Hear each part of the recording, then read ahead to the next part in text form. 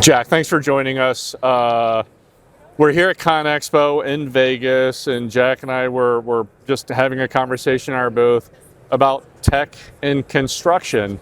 And as we were talking, we realized it might be pretty valuable to actually throw this down and share it with folks. So let me, Jack, if you wouldn't mind introducing yourself quickly. Sure. Yep. Jack Lawrence. I'm the VP of Information Services for the Clean Energy and Infrastructure segment of MasTec. So a bit of a mouthful, but our segment focuses on renewable construction. We've got an industrial organization and an infrastructure and general building group. So a lot of diversification across the business. Excellent point. And you've got MasTec and their IEA and Wanzak, and you've got a whole family of companies with different agendas, and maybe not different goals. I don't want to put words in your mouth. But it would be fair to say your tech stack is maybe complex. It is, very. Yeah. So MasTec is a, call it 35,000 employee organization, ebbs and flows seasonally to some degree, but a lot of that growth came from acquisition. So we've inherited a lot of technology, a lot of technical debt, and historically, functionality that was operations or field focused was really selected by the field. And so we're trying to centralize a lot of that decision making, look for opportunities to harmonize and bring together single solutions where possible and eliminate redundancy, cost, and then the complexity of having to integrate to a ton of different solutions. So there's a lot that goes into it, trying to get to a single data lake, data warehouse, single pane of glass basically for analytics for the business to make decisions. All of that is a big portion of what we're focusing on to try to get to a more unified technical stack as we go forward. Yeah, hear that a lot, and I'm really glad you're here because I think a lot of folks are facing these problems. Your problems are just, I'm going to say, bigger and maybe bigger numbers as well. So would you, if you don't mind sharing, sure, roughly how many technologies do you think you guys are managing in your department? Within my part of MasTec, we are in the 150 different technical solution range. Multiple instances of ERP solutions, from takeoff to estimating to project control solutions. Across the board, there's a lot of duplication, there's a ton of integrations, data moving around all over the place to try to make sense of it all. And that's a constant challenge and something that if we can simplify that, it'll make it a lot easier for the business to operate, more efficient for us to do our work as technologists. Right. And I'm assuming if you could wave a magic wand, you wouldn't take that 150 to 200, you take it to 100 as a general premise. For sure. Okay. Yeah, absolutely. But at the same time, there's always new technology being introduced. Yeah. So there's also this constant push to add the next thing. And so coming to a place like ConExpo, it's neat to see all the technology weaved into the booths here, and whether it's yellow iron or software or whatever the case might be, this is evolving at a pace that is really interesting, and we're trying to keep up with, while at the same time trying to simplify our existing technology stack. So things are moving in a lot of different directions concurrently. Yeah. So it's a daily interesting conversation. You bring up something great though. There's the world is changing, and I got the with all the construction tech folks that I talk to at construction managing the tech, is that Wayne Gretzky would say you're always kind of skating to where the puck's going, right? The puck is always moving. So you have your tech map, which is all your technology, and then you have your data map, and how's the data moving in between that tech. And then a lot of companies are creating these roadmaps of what do we do first, second, third, where do we want to be 6 months from now, a year from now, 2 years from now. For sure. But as you're making those changes, the landscape changes underneath it as well. For sure. So, okay, we've hit the problem here. You've been at this game at a much bigger level than most people are, on a higher level of complexity. Can I ask you, do you have 2 or 3 pieces of advice you would share with the industry as they try and get better at this? Oh boy. So That's a hard question. I would say the stronger the relationship between an IT organization and the business, and especially operations and the people in the field, the more I can get, and people on my team can get out to the field and visit with the project managers, the CMs, the safety folks, and understand where their pain points are, where are they trying to go, what are they aspiring to achieve, and then for us to have conversations with Tenna and other solution providers on a regular basis, not just about the solutions that exist today, but all right, what are your plans for the next 2, 3, 4 years? And the Wayne Gretzky skate to where the puck is going to be. By the time we figure out the right solution and get all of the commercials in place and the things we need to do to evaluate a technology, it's better for us to know, like, we're going to invest in this thing for years to come. We want to make sure this is a company we can grow with and evolve with over time. Make those decisions once. It may take us a while to get there, but better to do it right the first time and then deploy the right technology for the future and have that relationship for years and years into the future. That's a great point, that if you're buying tech for what it does today and that's it, and the change is a journey and a mindset more than a destination. It is, for sure. And especially right now. So what's been really interesting, I got to come to ConExpo 3 years ago, and the conversations that have evolved around machine control and capturing productivity, time and quantity and other information from the field that then ties right back into the solutions that we're managing.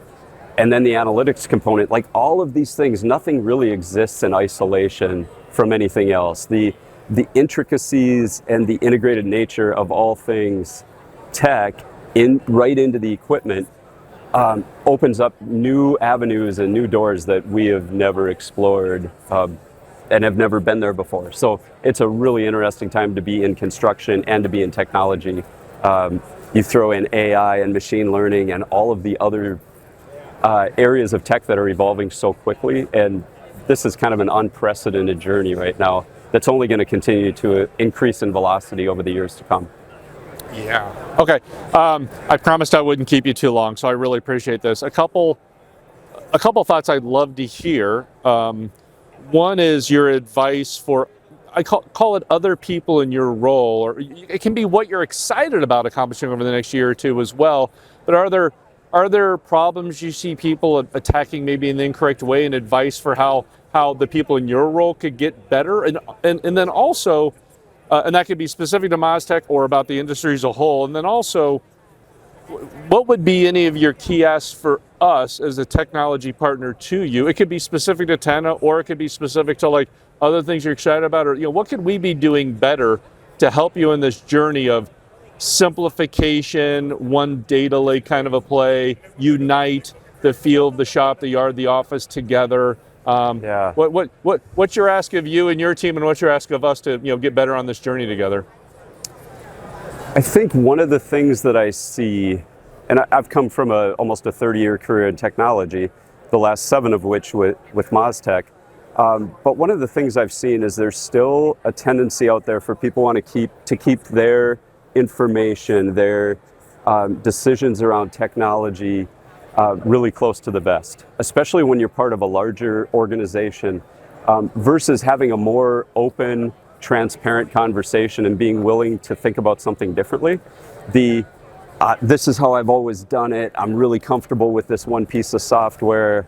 That approach just doesn't scale and isn't going to set somebody up for long-term success. So I think the more a person's willing to collaborate and be open-minded and be willing to just look at something with a clean slate and think about what's possible for the future is important. I think from a relationship with a software company or Tenna hardware and software, just the more candid we can be with each other about where we are in our journey and where you guys are at. Things are evolving quickly. There's the Tenna John Deere relationship, and all of this is evolving in a way that I think if we can just kind of lay our cards on the table. Putting your cards on the table and being honest about your agenda and what you really want to accomplish together, and sort of, not one, building something like this where or even to put it in a bad way, when something's going sideways, do you know who to call to get it done? It better not be an 800 number. It better be someone that's invested in understanding your company and what you're trying to get done. Absolutely right. Not selling you a solution, but helping you solve a problem, so to speak. So I think that's great.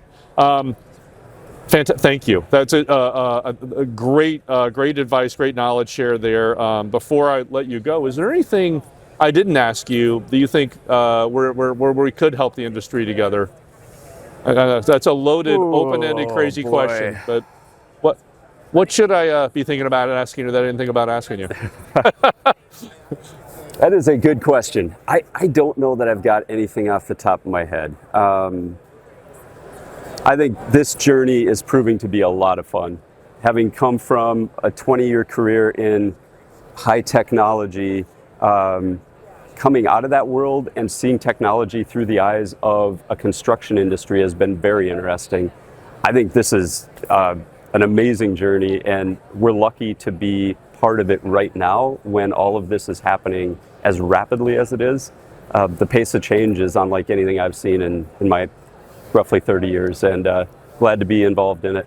50% exciting, 50% frightening. No doubt. Hang on for dear life. Yep. Actually, with that in mind, you have everybody coming to you to bring in tech, to modernize operations, the tech process, all that. And you have to think about productivity and profits and total cost of ownership and how are you getting ROI from these investments, and yep. And all those things are kind of exciting, good things. But also, you need to be, you're like sometimes maybe the safety guy when they come on site. Cybersecurity, right? You got to be like, hey guys, we got to tie this stuff together to make sure the bad stuff doesn't happen. How much of your day do you spend having to think about that? Well, we're lucky that at our scale there is a dedicated CISO and security team, and so we have good partnerships with those departments and individuals. So everybody has their role, but everything has to work really well together. So we have that support system, but depending on your scale, yeah, if you don't have that in-house expertise, solicit somebody that does. It is absolutely worth engaging with partners that can bring that expertise to the table, because a breach can be a major event that nobody wants to have to go through. So whether it's security, whatever the case might be, if you don't have that expertise right in-house, find somebody that does. I think one thing that popped into my head as you had asked that question is solving for the technology stack is one piece, but there's business process that really has to also evolve.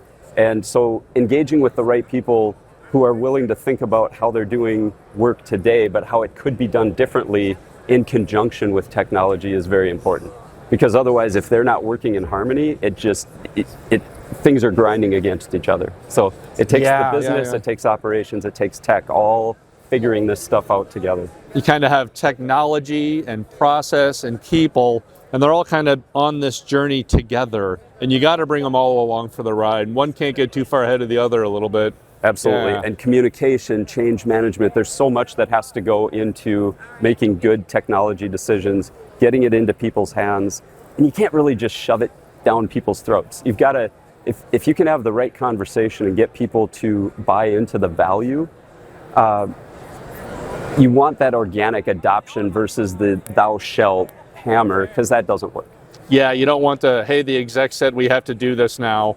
You definitely want we heard you're having these issues, here's what we're doing to get better and how we're supporting you. Yep. Very important to change. And then it also builds that trust over time. You were talking about partnerships, but over time, like you got the people that are there and listening to you and executing those changes. And I'd even go, what I've heard from some folks, when things do go well, make sure everybody knows about it, but also when something didn't work out, be honest and go, hey guys, we tried this, it didn't work out, here's what we learned. For sure. And then you kind of build that trust over time between operations and tech and people. Anyway, I feel like I just put words in your mouth. But Actually you touched on something that I know that I as an individual and we as a team do tend to struggle with, and that is celebrating success.